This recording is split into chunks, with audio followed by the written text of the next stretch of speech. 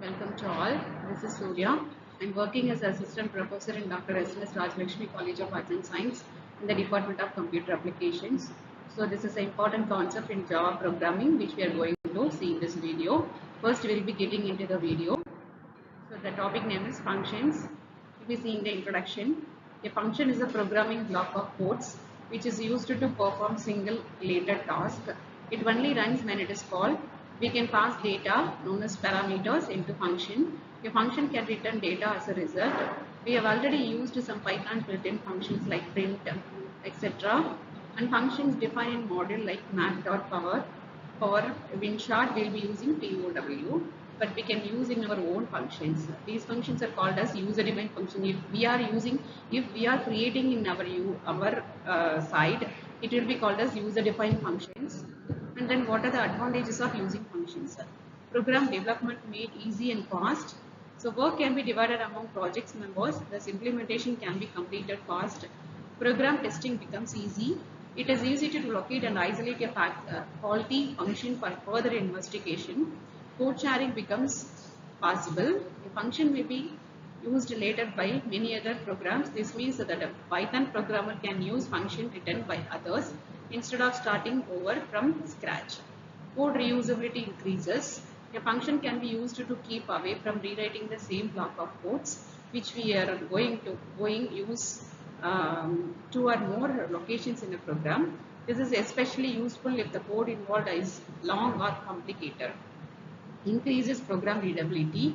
The length of the source program can be reduced by using calling functions at appropriate places, so program become more readable.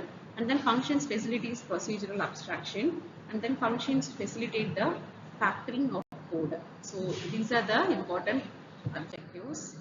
And then types of functions: built-in functions, functions defined in module, and then user-defined functions.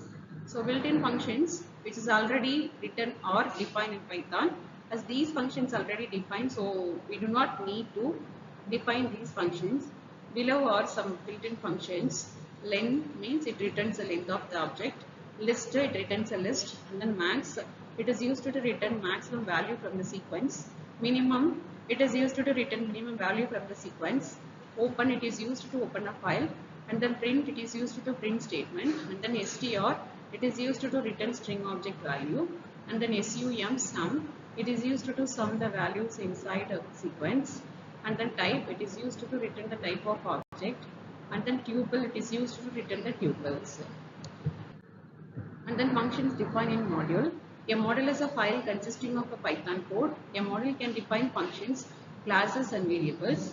Say this code in a file name by mymodule.py. So and then difference reading. Define, actually if we are defining function means first we have to use a keyword def for define, greeting name, print hello plus name. So import the module name to my module and call the greeting function, import my module and then my module dot greeting India. So this is the first example for function. And then user-defined function that we define ourselves to do certain specific tasks are referred as user-defined functions because these are not already available. A function is defined using the def keyword in Python. Program is given below. So def my own function and then print hello from the function. So these are the functions. My own functions, that is function calling. Now function codes will be executed. So say the above source code in a Python file by using the file name .py. So it will be considered as a Python file. And then variable scopes, the local variable and then global variables.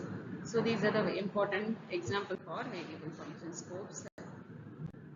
And then so non-local variable functions methods.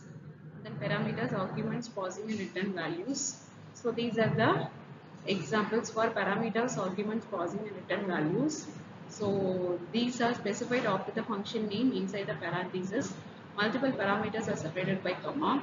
The following example has a function with the two parameters. So we'll be having the two parameters, we'll be calling and then we'll be sending the values. And then it required arguments and then keyword arguments, this and all. So it is an example.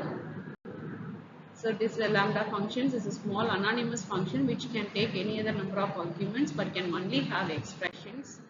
So everything in Python is an object. and every object in Python can be either mutable or immutable. So since everything in Python is an object, every variable holds an object instance. When an object is initiated, it is assigned a unique object ID. Its type is defined at runtime, and once set can never change. However, its state can be changed if it is mutable. So in this video, we have seen about the importance of functions. We'll be seeing the next video with a new topic. Thank you.